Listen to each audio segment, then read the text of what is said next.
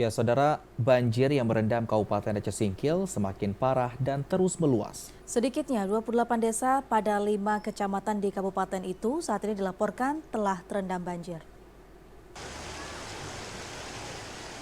Banjir yang kembali merendam 4 kecamatan di Kabupaten Aceh Singkil sejak kemarin hari ini semakin parah dan terus meluas hingga berdampak pada 28 desa di 5 kecamatan dengan ketinggian air antara 80 cm hingga 2 meter.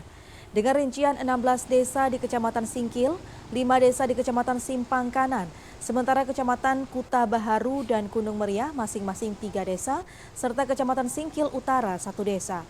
Berdasarkan data BPBD Aceh Singkil, saat ini banjir telah berdampak pada 5.157 keluarga, terdiri dari 20.087 jiwa, dan sedikitnya 464 jiwa mengungsi ke rumah kerabat terdekat.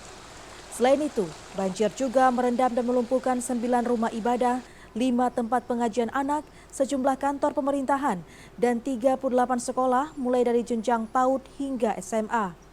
Banjir yang merendam sebanyak 4 kali dalam kurun waktu 2 bulan ini juga semakin berdampak pada ekonomi masyarakat. Pasalnya, sejumlah warga tidak bisa beraktivitas dan mencari nafkah akibat banjir yang terus melanda.